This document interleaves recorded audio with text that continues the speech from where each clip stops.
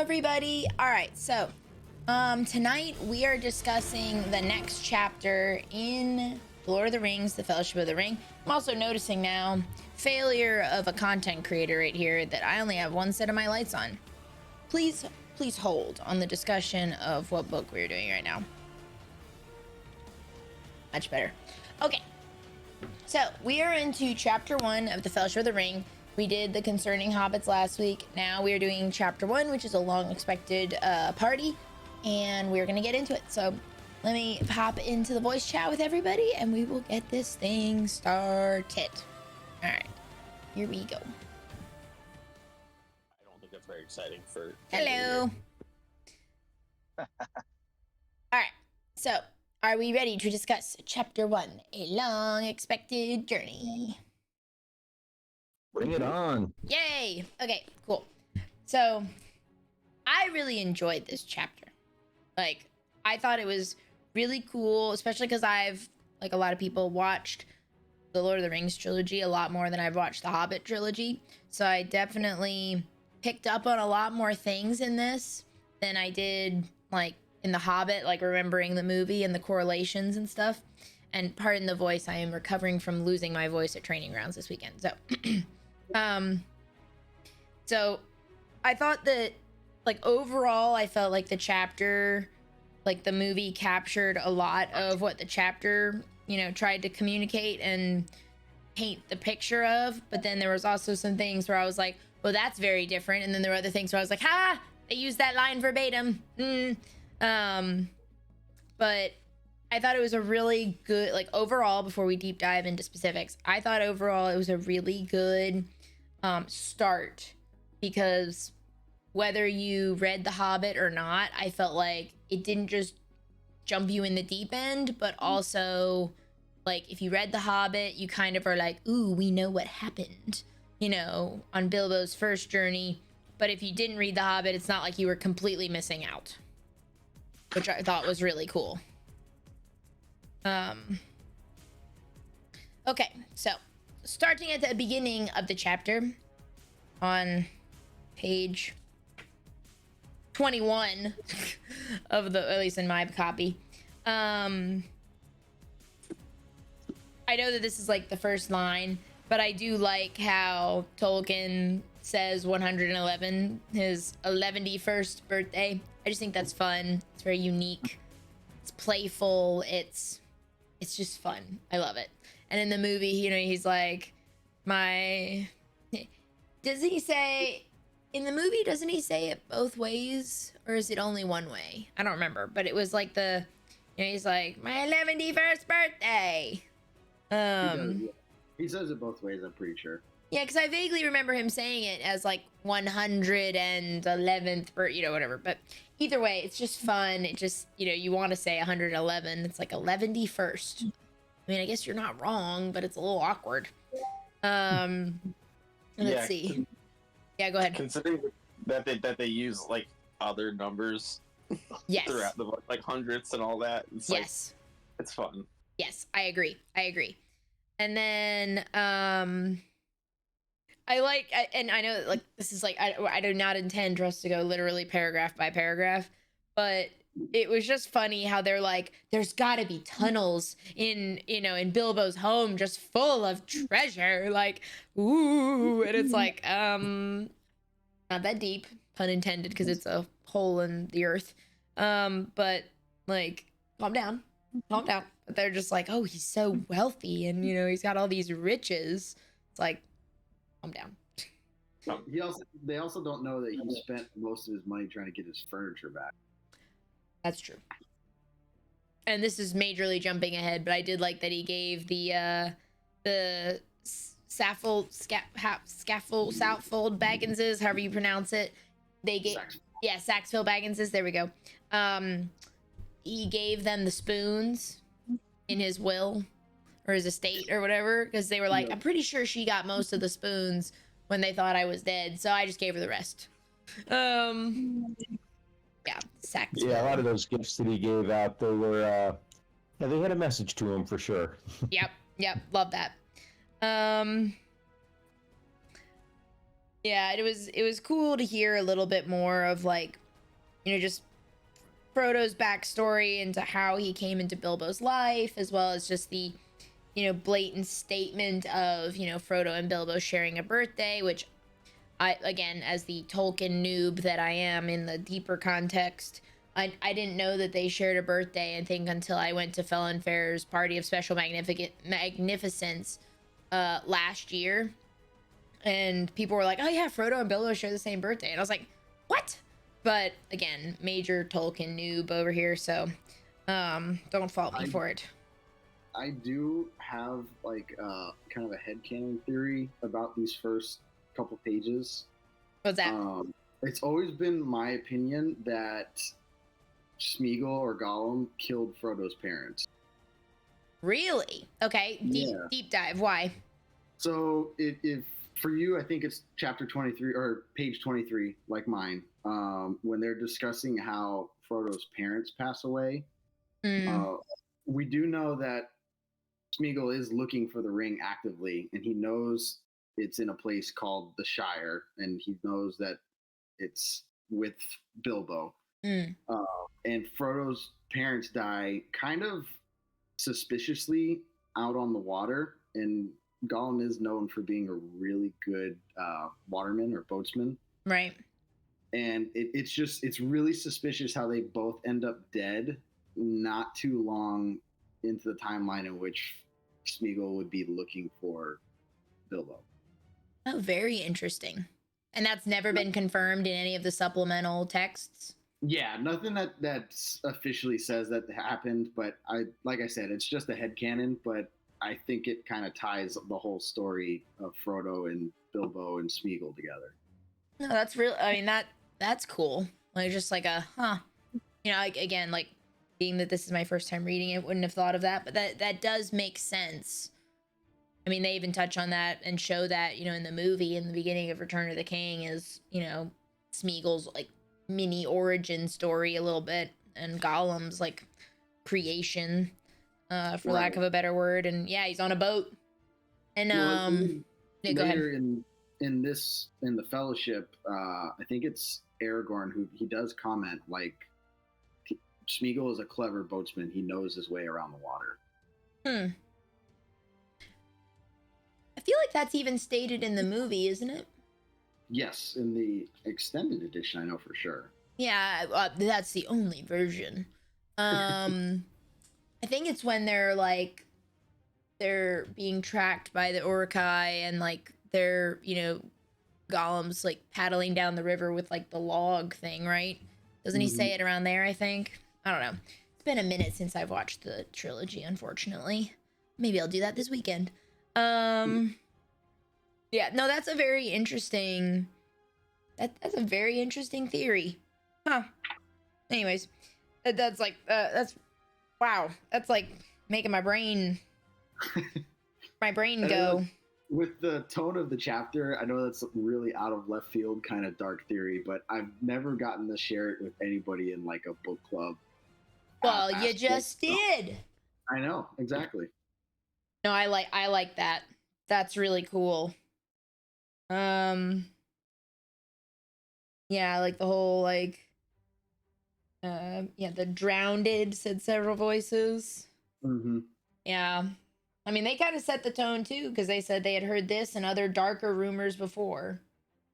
So yeah, I think it's interesting how they set up the the first people you hear doing all the talking in here are none of the main characters, right? They're like, how do you talk about the main character without having them involved at all? And all this initial dialogue that's coming up, it's just people sharing the rumors that they've heard about them, and that's kind of the introduction to these characters, Jeff. I do find kind of an interesting introduction, right? It's almost always you bring in the main character first. They get introduced pretty early, and here you're just hearing all the rumors about the main character. Right. Well, and it's told from, it's like Gaffer is mentioned, which like the only real mention of Gaffer in the movies is when Sam's like, and that's for my old Gaffer, and otherwise it's like, he's not really ever mentioned, or anything. It's like the first introduction of Sam is him, in the garden. So you just think that he's the one doing it all. But, turns out he's the youngest of Gaffer's kids or sons or whatever. And it's like, huh, interesting. Like, Sam's not even the oldest, or anything. It's, I don't know. Yeah, that's also a very good point, Mark, is, and right there, it's like, but hobbits have a passion for family history and they were ready to hear it again. So it's like, whoever's going to speak, like, somebody tell it, kind of thing. Let's see. Trying to like skim over what my other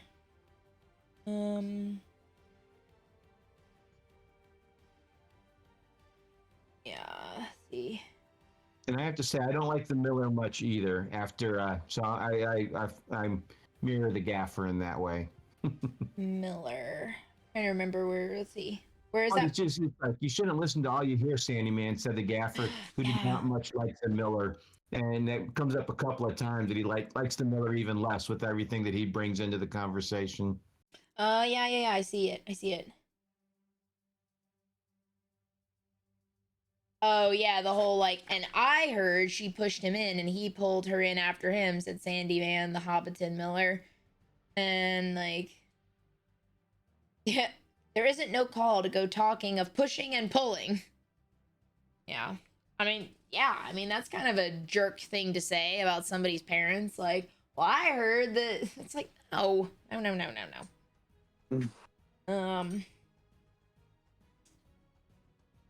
Yeah, and then like, later on, he's yep. like, he's talking about, and you can say what you like about what you know no more than you do of boating, Mr. Standing Man, retorted the Gaffer, disliking the Miller even more than usual. Yeah, it's like, yeah, it's very much the mindset of like, well, say what you want, but like, you don't know much because you don't know, like, it's a comparison to, you don't much, English, you don't know much of boating, so why would you know much of this? Yeah, very good point there as well. Do we know when this like starts? Does it state, because like that next chunk after that is like that very month was September? Are we saying it's starting, like this book starts in September? Is that what it's saying? Or are we time jumping to September, or do we not really know? Mark, I think it's I'm assuming September, because September 22nd is the actual birthday. Is that right? So Yeah, that gives them 3 weeks of September to kind of do all the fixing or getting ready for the party, as it were. So true. I've never thought that it wasn't That makes sense. September again. That makes sense. I did like this description of Gandalf as he comes in to Bag End, and I felt like this was very much similar to the Gandalf that we see in the animated Hobbit from the 70s, or the 70s. The old wait, where'd it go? There we go. He wore a tall pointed blue hat, a long gray cloak, and a silver scarf. He had a long white beard and bushy eyebrows that stuck out beyond the brim of his hat, which I feel like that is very akin to what is shown in the 70s one, versus necessarily verbatim what we see in the movie. But that's just a very, to me, the long bushy eyebrows, like, that might be such a very strange thing to latch onto, but for me that's like, wow, okay, that's really showing that you're like, that Gandalf is this like mature aged character of like, he's been on Middle Earth so long that he has these long bushy eyebrows past the brim of his hat. Like, he's this, I don't know, it sounds so bad to be like this aged character, but I'm like, he's got long beard, and I don't know, just you get this very clear picture of this character, and I thought that was really neat. And then but I did find something very interesting in this chapter, was the mention of dwarves several times. And obviously in the book, or not in the book, sorry, in the movie, it does not reference dwarves at all. and like this first part here, let's see. Startled hobbits peered out of lamplit doors to gape at it. It was driven by outlandish folk singing strange songs, dwarves with long beards and deep hoods. And like a few of them reigned a bag end, yada yada yada. We have the image of like the small children running after the cart that Gandalf drove in on, which we saw in the movie. And you know, it's cool that like I think it's either here or a little bit later they talk about how Gandalf not only like brought the fireworks but he designed them himself, which was cool. Let's see.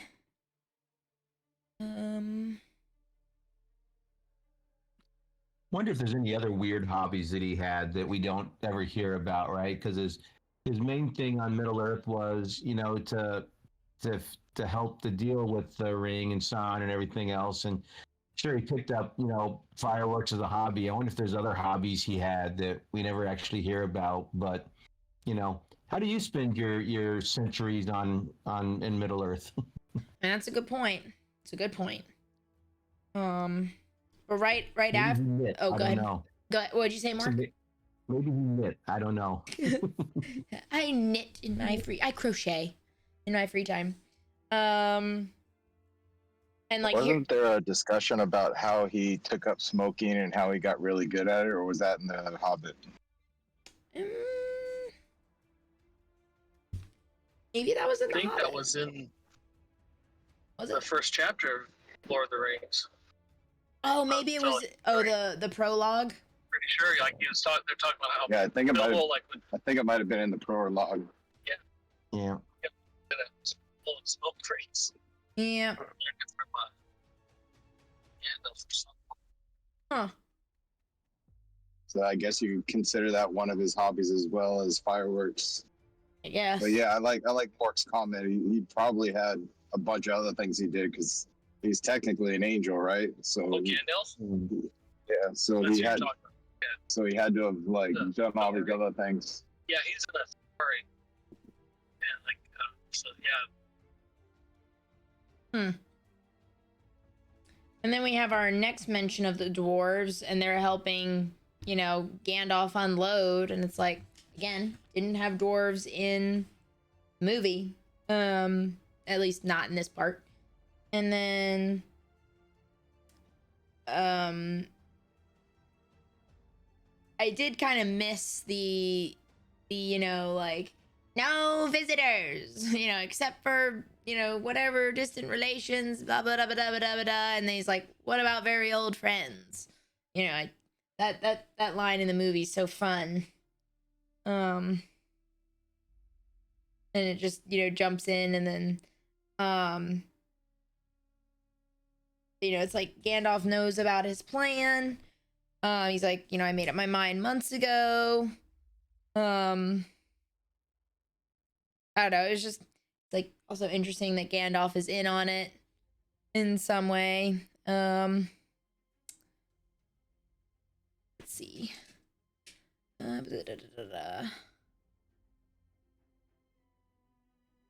Yeah, and then it's like, you know, he does have the sign.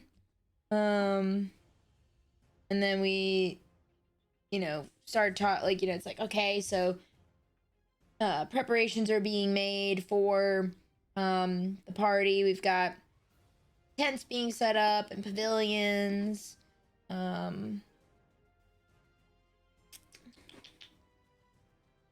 Let's see. So things are, you know, and then talking about the food, of course, we gotta have food.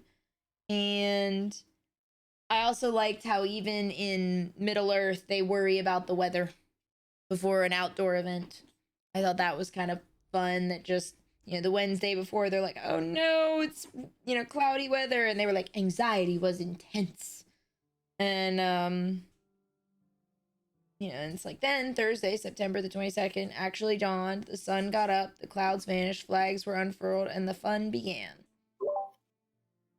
I think Tolkien was also kind of setting up. I mean, yeah, he's keeping that childlikeness of The Hobbit, but I think a big theme over the course of the book is just how great the Shire is and how pure and how much the hobbits want to defend it, and that's the reason why they keep going a lot of times. And for the weather to be the biggest thing that they worry about, I think also helps to highlight that fact.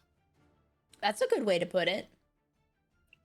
And you're right. I definitely can see how, even just in the initial part of the movie, going from Hobbiton to Bree and the Prancing Pony and stuff like that, it's like we go from sunshine and rainbows and metaphorical unicorns and rolling hills, literally, and flowers blooming on every corner, etc., in Hobbiton, to muddy, rainy, grumpy doorman, to, like, you know, and everything. And yeah, that's going from Hobbiton to the world of men, but still, it's yeah, it's like you very much have that whimsy and just that, like, you know, my biggest hardship of the day is when's my next meal, you know. Right. And in the movie, they get rained on almost immediately. Yeah. After leaving. Yeah, exactly. And I was thinking, what is it in the Hobbit movie where Bilbo asks Gandalf if he could do something about the rain? He's like, "It is raining. It will continue to do so until it decides to stop." Oh yeah. So, Isn't that when they're in the mountains? No, that's when they're first setting out. Oh, that's right. And I think it's one of the dwarves is like, "Can you do something about this confounded rain?" And Gandalf tells him that. That's right. And then we get like a history of the wizards or something like that right after. That's right. yeah. So the wonderful weather at the party was no wizard doings in that. Mm-hmm. That was all natural, nice weather. That's nice. So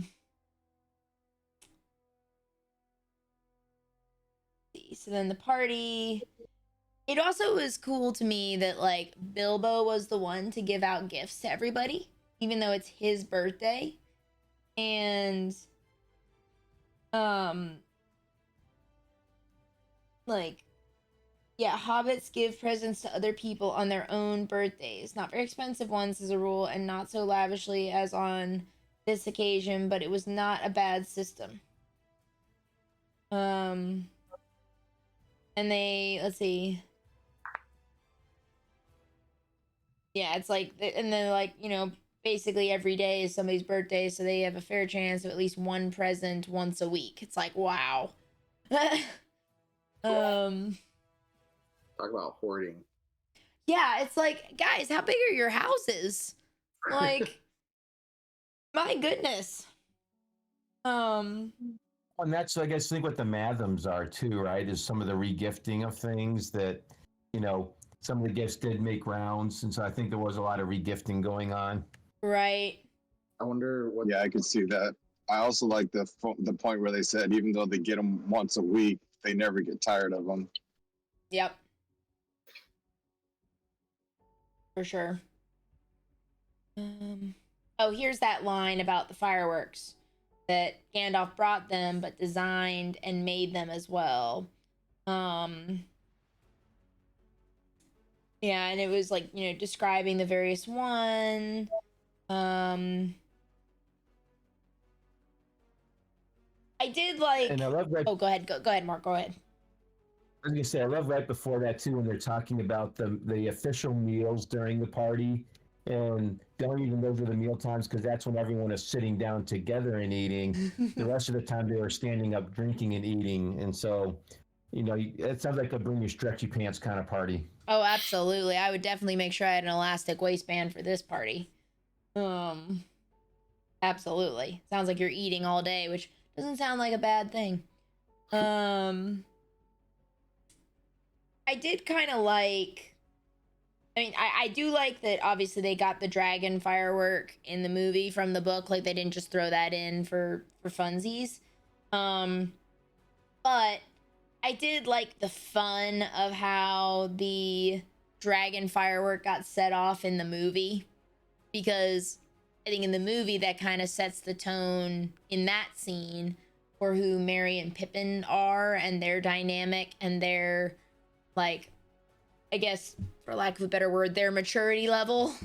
But you know, they did bring it up in the book, and so I liked that they did bring that to the movie. And I like that Tolkien says it's in honor of Bilbo.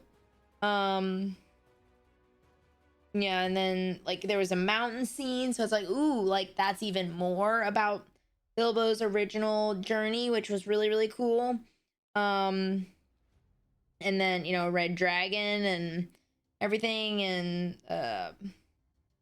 everybody would see, they all ducked and many fell flat on their faces. The dragon passed like an express train, turned a somersault, and burst over Bywater with a deafening explosion. And that is the signal for supper, said Bilbo. It's like, oh boy. And everybody leapt to their feet. It's like, wow. More food. Yeah. More food. More food. I think I may have missed this earlier when he talked about past like an express train. Is there anything else modern whatsoever mentioned anywhere in the book? I don't, you know, there is nothing else where they kind of have like a modern thing kind of mentioned at all in the book. Like, I don't know where, you know, why they would bring in an express train. Like, was there no other way they could have described that? I just, it's an interesting modern thing to bring up. For sure. Within the context of the book. For sure. Yeah, now you say that, I can't think of anything else. When I read this, I did take note, kind of, I've picked up a few trends that I'm trying to like kind of be aware of after our Hobbit discussions. And reading that, I was like, that's a very modern thing to be thrown into, you know, kind of a, I mean, not medieval's not the right word, but like a, you know, a not modern technology society, and to throw a train in there, it's like, wait a minute, this is a little strange. So I don't know if there's other references of modern things, but I definitely picked up on like, why is Tolkien mentioning a train here? Unless, you know, maybe he was like, well, what's a reference that people reading this will understand in the moment and in modern context, maybe. I don't know, but I agree, it's like a little strange to be using a freight train as a descriptor in a world that freight trains don't exist. Especially since the conceit of the book is that this is more of a history, right? I mean, this is the Red Book that was written by Bilbo, and so, you know, this is not done the same way like The Hobbit is, of somebody telling the story to their kids or whatever. You know, this is one of the conceits is this is the, you know, came from the original writings from that time, is where this came from. And so, yeah, I wonder if we named our express train after something that did exist in those times. Yeah,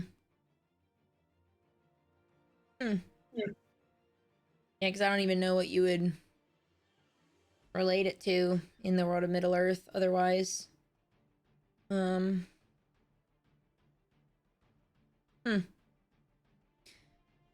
I did like how it was kind of a funny thing about how they're like, yeah, they had a very pleasant feast, but you know, they're like, they were rather dreading the after dinner speech of their host, an inevitable item.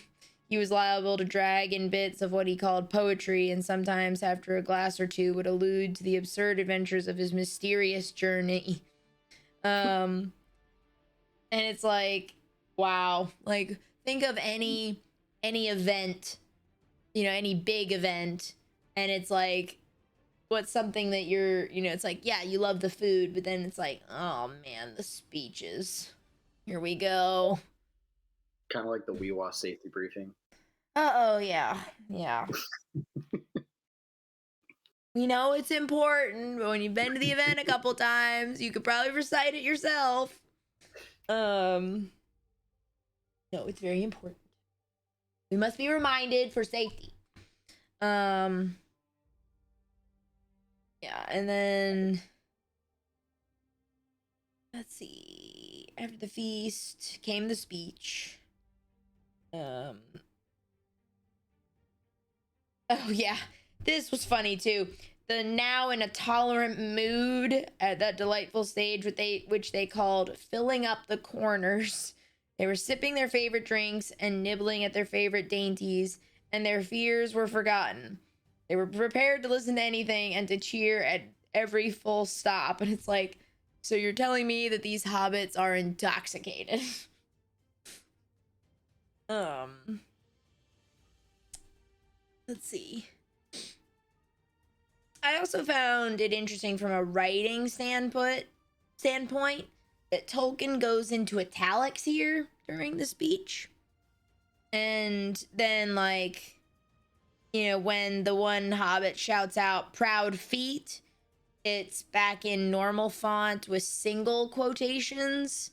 And then, like, the feet part of proud feet is all capitalized in a slightly different font. So you know that he's saying, like, proud feet. Like, it's not proud foots, it's proud feet, you know. And my voice is absolutely shot from this weekend. And but it's like, why did I'm guessing that the reason for the italics versus normal fonts with, you know, double quotations, etc., is that there is you know, a back and forth dialogue between Bilbo and the crowd. So I guess maybe he was doing that to distinguish between the two. But it's like, even the italics doesn't even have a single quotation or a double, you know, it has no quotation marks. So it's like, how are we supposed to know exactly that this is a speech? I don't know.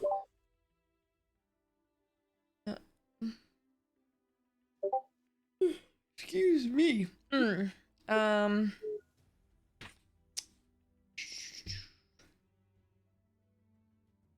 Oh, and the very end, you know, obviously when he's making the announcement of him leaving, I did like that this last little blurb of the speech, they keep pretty darn close, if not identical, in the movie. I think it's a little different in the movie. Because I think they skipped this, though, as I said, 11 years is far too short a time to spend among, or I think that's slightly different or put in a different space, because it's like, I regret to announce that this is the end. I'm going now. Like, I wish you all a very fond farewell, I think is the movie quote. And then he, like, looks at Frodo and I think says, like, or I don't know if he says anything, but he, like, looks at Frodo and then he disappears. It does hit the backhand, though, in the movie. So which one? I don't know half of you have half as well as I should like, and I like less than half of you as half of you half as well as you deserve. Yeah. That is the best backhand of all time. Yes, because it's the... I think before he put the ring on, he said, I put this off for far too long. Oh, that's right. Yes. But the circumnavigation of the backhanded comment is brilliant, because you're like, wait, what? You know, and if everybody's, like, intoxicated, they're like, yeah, like, wait, what? Huh. Something you put together when you go home later that night. Yeah, and have some water and sleep it off a little bit. Be like, wait a minute. Wait a second. Yep. After he disappeared, though, didn't they go right back into eating and drinking, though? As one, I'm pretty sure they did. Yeah. Or someone, or I think, wasn't it Frodo that just called oh no, sorry, I'm thinking later on. My bad. Don't listen to me. No, you're right, though. It was, they all start talking, and then it was like, it was generally agreed that the joke was in very bad taste, and more food and drink were needed to cure the guests of shock and annoyance. He's mad, I always said so, was probably the most popular comment. And we know that Tolkien says even the Tooks, with few exceptions, thought his behavior was absurd, and that, you know, he Tolkien used to talk about the Tookish side of hobbits than the Baggins side, right? And the Tookish side is the more adventurous side. So if even the more adventurous side of the hobbits thought it was absurd, then that just tells you it was really absurd. Yeah. Yeah, very unlike the hobbits to do that at all. Yeah, and it was kind of like the end of before the paragraph break. At least for me, it's on page 31. The whole, like, Frodo did not want to have any more to do with the party. He gave orders for more wine to be served. Then he got up and drained his own glass silently to the health of Bilbo and slipped out of the pavilion. It's kind of this sad, like, you know, this birthday party is like, you know, a fraction yours as well. And it's like, you know, Frodo, even just in these few lines about it, since, you know, Bilbo disappears literally and figuratively, you know, he's kind of like, well, like, oh man, like, yeah.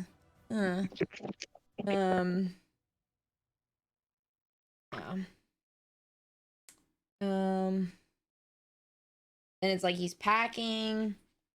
Yeah, it's like, you know, he puts the ring. He slipped the golden ring and fine Jane, then sealed it, addressed it to Frodo, put it on the mantelpiece. That is a really important moment, though, in the grand scheme of the book. Oh yeah.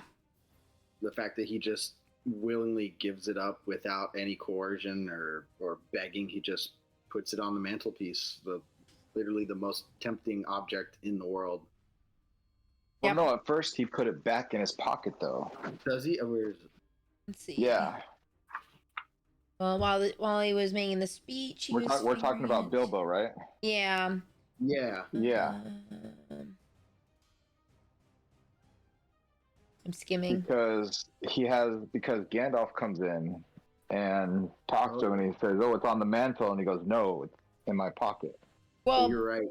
But at first, right, where the line I'm talking about is actually right before Gandalf comes in. Oh yeah, yeah. Because that was actually Yeah, because he talks about so here it is. Okay, let me read it. Into the envelope he slipped his golden ring and its fine chain and then sealed it and addressed it to Frodo. At first he put it on the mantelpiece, but suddenly he removed it and stuck it in his pocket. At that moment the door opened and Gandalf came quickly in. There we go. That's the missing piece. yeah. And I knew there was something. Yep. And then I like how, like, you know, Bill was saying, like, thanks for the extra, you know, theatrics there with the bright flash when I disappeared. Like, appreciated that. Thank you. And let's see. Yes, and then, you know, they're talking, like, I liked these few lines as well that get brought into the movie, because I feel like it really shows Bilbo's age, like, not just, like, you know, a maturity level, but he's, you know, he's saying, where he's like, the whole line about, oh, here it is. He's like, I'm old, Gandalf. I don't look it, but I am beginning to feel it in my heart of hearts. Well preserved indeed, he snorted. Why, I feel all thin, sort of stretched, if you know what I mean, like butter that has been scraped over too much bread. That can't be right. I need a change. I love that line. Same. And I think that what's his name does an incredible job delivering it in the movie, because, like, the way he, like, very gingerly sits down, you know, just like any of our more elderly relations who, like, you know, struggle to sit down or stand up. You can, like, that is just, like, such a understandable concept when you see it, of like, oh, he feels like physically old. And then, like, you know, like the yeah, I agree that and the butter over too much bread, like, the way he delivers that was just like, you know, he almost sounds like winded and, like, very just, like, tired. And well, it's such a descriptive line that you can actually, you can even think of times where you yourself feel that way. Oh yeah. And you can get the vision of that, where you take, like, a little tiny bit of butter and you're like, I'm gonna cover this entire slice of bread with this butter, and you're like, oh, I'm trying to make it work, get to the edges, which means it's like a very thin layer of butter.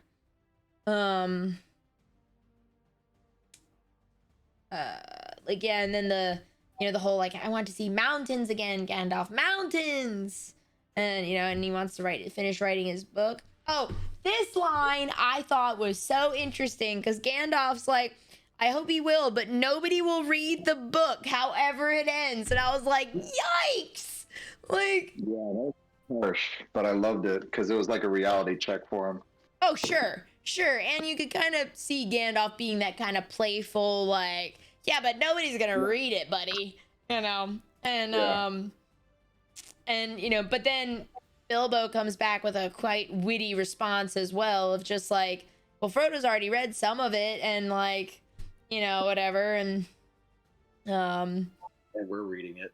yeah, well, I mean, exactly. It's like how many millions, if not billions of times has this book been read by people? Yeah. And oh yeah, and here's where you were talking about It was also Raven. the author kind of like poking at his own self, saying no one's gonna read this. Oh, very much so. Very much so. So this was written what? World War One, World War Two, somewhere in there, right? Post World War II, I think. Yeah.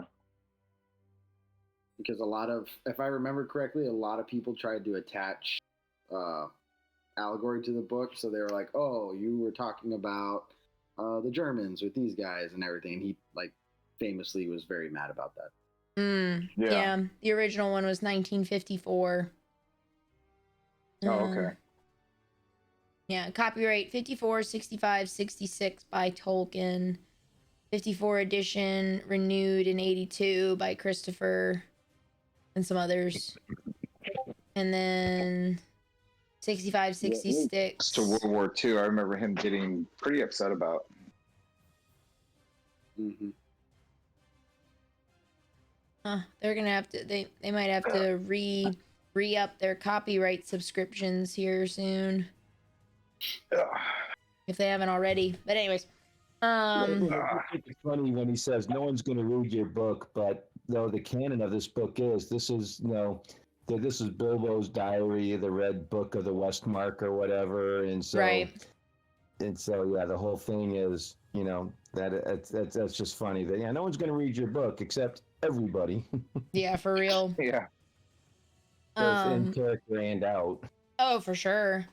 And then to your point, Raven, earlier of like it being back in his pocket and everything, even though I know that punctuationally and stuff like that, it's not really written this way, I definitely read this line more of how it was delivered in the movie where like, he's asking, Gandalf is asking about the ring and he's like, yeah, like very brushing him aside kind of feeling of just like, yeah, of course, like it's in an envelope on the mantelpiece.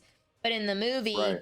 Gandalf walks over to the mantelpiece to look, and then he's like, wait, here it is in my pocket. Like there's a much more dramatic pause of like he's kind of Bilbo's kind of dismissive a little bit and just kind of like yeah, like stop bugging me about it, like it's on the mantelpiece, go get it.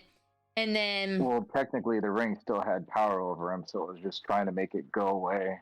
oh sure, absolutely, but in the book it felt a lot faster, like the turnaround felt a lot quicker, like he's like, in an envelope if you must know, said Bilbo impatiently. There on the mantelpiece. Well, no, here it is in my pocket. He hesitated. Isn't that odd now? He said softly to himself. Yet after all, why not? Why shouldn't it stay there? And that goes into the whole, obviously, part of the ring really starting to like iron grip on him a little bit in that moment.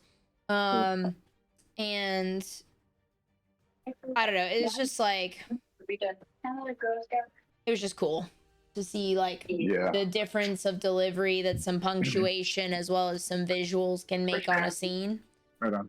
And let's see. Yeah, and then obviously we get the line of, my precious, which is like one of the most iconic lines of all time. And let's see. Oh, and then this was kind of like, oh boy, was the whole it will be my turn to get angry soon, he said. If you say that again, I shall. Then you will see Gandalf the Grey uncloaked. And it was like, oh, yeah, because buddy. he was trying to give him subtle hints, like, you need to drop this. You need to no longer have it. I can't take it from you, or you can't give it to me. And then he wasn't picking up on it. Yep.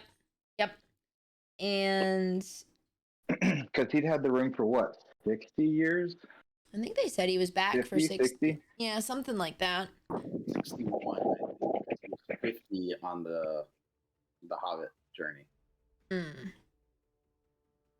Oh yeah. Let's see.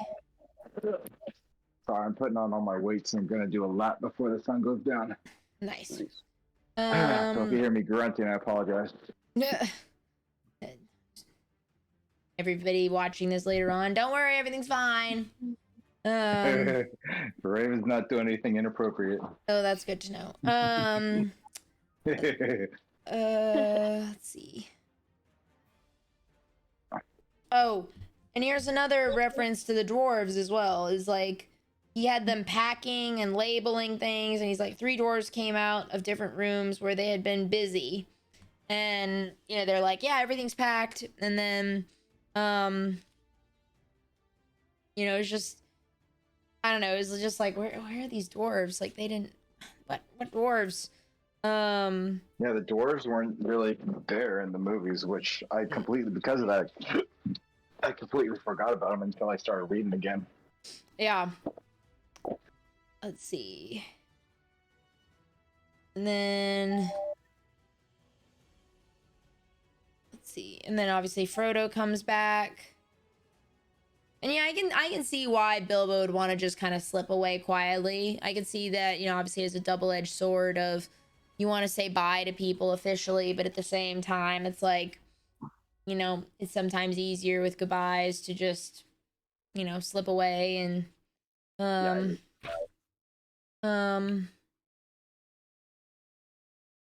see.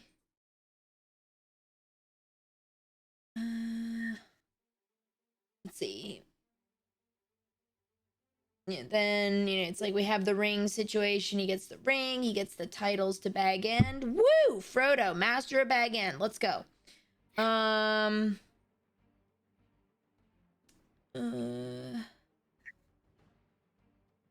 just like skimming through here because we've got he's sending all the guests home. What is it? Labedia Saxwell Baggins? Man, she has just been so upset this entire time.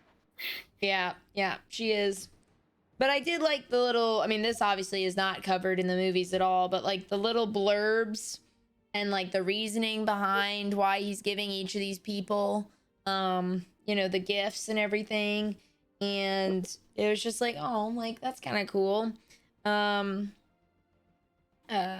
like, you know, he's talking about how like Bilbo's residence had gotten kind of cluttered and then here's that point, you know, like you said about the gifts earlier, it was a tendency of hobbit holes to get cluttered up, for which the custom of giving so many birthday presents was largely responsible. That's where hoarding came from, the Hobbit. That's who we have to blame. Darn you, Tolkien. Yep. Darn you. It's all his fault. Absolutely. Say one line that I really like that came right before the whole presents part is when at the end of the party, and it's like, night slowly passed, the sun rose, the hobbits rose rather later. I feel that one in my bones sometimes. Absolutely, most definitely. That was me Sunday morning after training grounds. Thea was here and Danny woke me up and I was just like, I want to go back to bed. You know, I was just like, I'm so tired. Well, that was me on Tuesday after waking up. Am I going to work? After returning from North Carolina, and then I'm like, no, I'm not going to work. Yep. Love those days of just getting to sleep. Oh, yeah. What I thought was funny about that, sorry, off topic, I wake up Thursday morning after landing at almost midnight. Gamble, after serving me an amazing breakfast, of omelet, 3 slices of thick cut bacon. He goes, all right, I have a 20-pound vest upstairs. Y'all, Yorn goes, I have one too. Let you wear both because you said you're not feeling the 20. And I'm like, well, okay. Gave me a water bottle full of liquid IV and said, all right, you're going walking. 40 pounds. Nice. Sorry, I didn't mean to get off topic. How dare you, Raven? Gosh. I know. How dare you? It's on my left. Nice. Yeah. Let's see. Let's see. Okay, I'm probably gonna mute myself for a little bit because I'm going up what I call the hill that I called at Weewa 7, which is the fuck this hill part. Excuse my language. Nice. Let's see.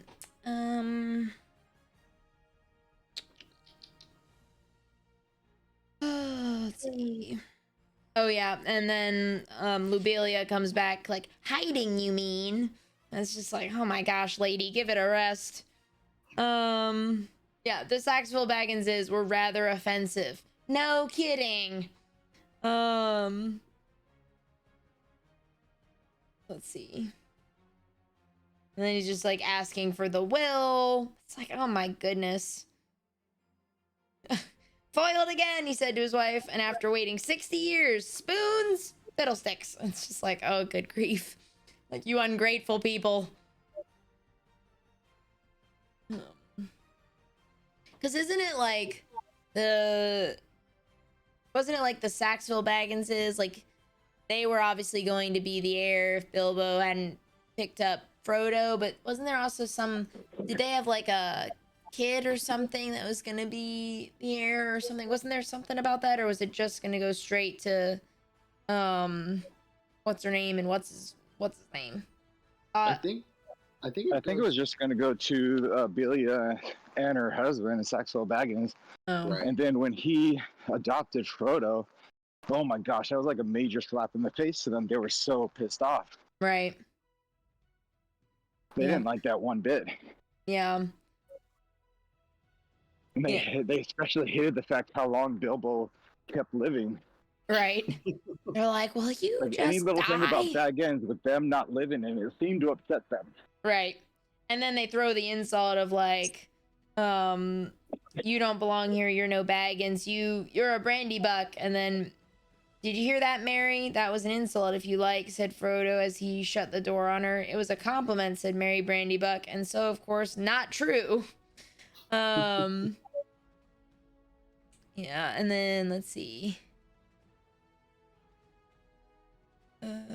It's also like, why are there people in his house?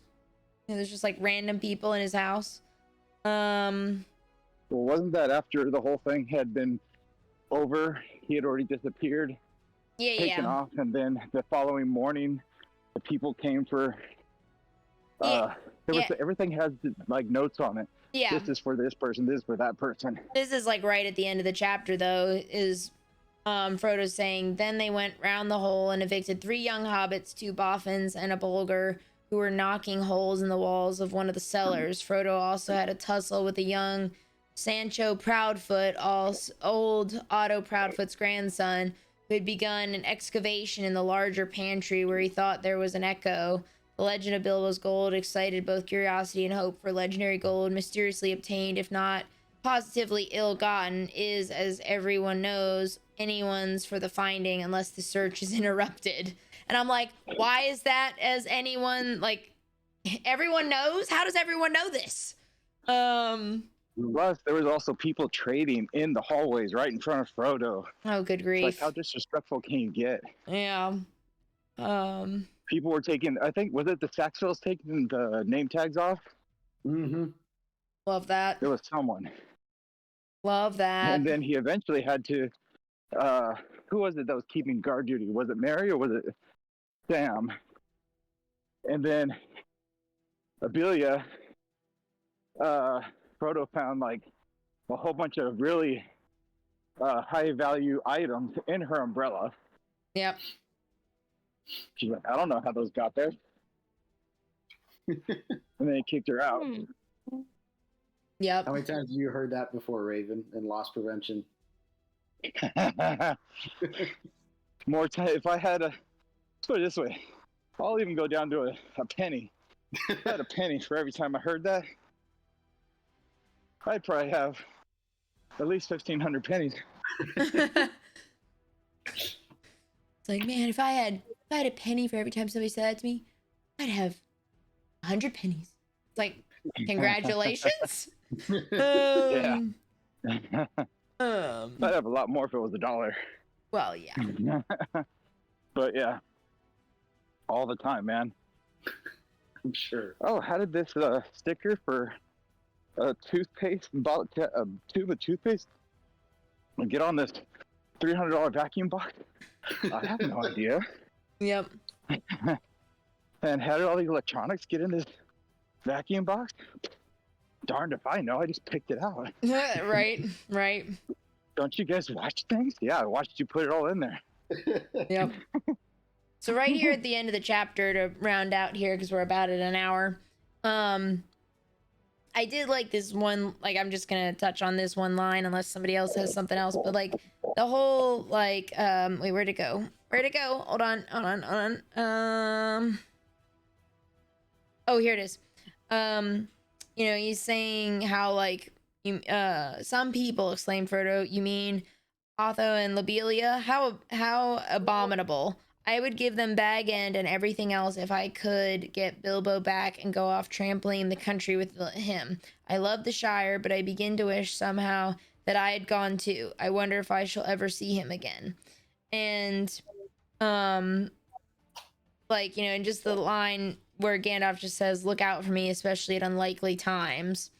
And, you know, essentially the chapter then ends there of just talking about, you know, the Twilight and everything, and Frodo did not see him again for a long time, which obviously alludes to him coming back at some point. Otherwise, why would Tolkien mention that he comes back at all / sees him at all? But it's like, for one chapter, I feel like it both covers a very short amount of time, but is also just like riddled with details and just like depth to the story and the dynamics of the hobbits and the world of Hobbiton. And also, it was just like, wow, for one chapter, I feel like we barely covered anything at all, but also covered so much. And yeah, the language has definitely ramped up, which we talked about last week. From, yes, it's still kind of playful because we are talking about hobbits, but it's definitely more written for adults. Definitely. So, all right. Well, unless anybody has any final thoughts, I think we'll probably wrap up there for tonight. All right. Well, we will probably, my guess is we'll probably just do chapter 2 for next week, because I think that's another, let me see, I'm looking at it now. I think it's about the same length. Yeah, it's another 23, 22-ish pages, which, considering the language of Tolkien, might not be a bad idea. Yeah, well, they start to get longer, though. Just heads up. That's okay, but we just, like, we'll have to just play that by ear as we look at the length of chapters, because it took us about an hour to get through a 20-page chapter. Sure. So we'll just have to play it by ear, which we'll discuss. We're adults. We can handle it. But all right, guys, good discussion. Always. I mean, physically, right, but just not mentally. At least I don't know. You know, I know I'm not. I don't know. You listen to my sister, I'm probably like 12, 13. Sometimes I wonder about all of us. Let's be honest. I mean, we're nerds. We're nerds. We have fun and we get serious when it counts. Oh, sure. Yeah, sure. Like paying bills. Oh God, I don't even want to think about it. Yeah, I know. All right, guys. Well, my insurance just renewed, and I had to pay like almost full price for some diabetic supplies. That was not fun. Oof. But all right, guys. Yeah. Well, I'm gonna wrap up here, so I will see you guys next week for next week's book club, and we'll just confirm in the chat about what we're reading for next week. So I will catch you guys later. See ya. Bye. Be safe. Yeah. Bye. Bye. Bye. All right, chat. So that was wrapping up an unexpected party. I wanted to call it an unexpected journey because I'm thinking of The Hobbit, which we're not in anymore. Like I said, loved how much detail was in this first chapter, and yet I still feel like we barely touched on anything. Just from like the length of the movie, and you know, we're only here. Or that actually feels pretty far in, but we have like barely done anything, it feels like, but there was so much there. It was just like, Anywho, if you stuck around this long, thank you so much for watching the entire video. I greatly appreciate it. If you're not already subscribed, please drop a subscribe and turn on the notification bell. I'm trying to get back into posting shorts and stuff like that. So if you are not already subscribed, subscribe and like this video. And there are other book club videos in this playlist from the Hobbit readings. I did record some of my like personal readings at times, but then took that off and was just recording our group meetings. So you can go back and watch those if you so desire. Discussion was incredible. It sounds like we're going to be reading chapter 2 for next week. It is called The Shadow of the Past of the Fellowship of the Ring. And so we'll get into that next week for our group book club meeting. And yeah, I will be live this week for streaming. So come on by. If you see me on YouTube, come on by, streaming on Twitch. And I'm on most all of the other platforms as well. And again, I apologize about my voice. I was at a LARP event this weekend and shouting a ton, and so my voice is still recovering from that. So thank you guys so much for tuning in and watching, and I will see you guys on the next one. Bye.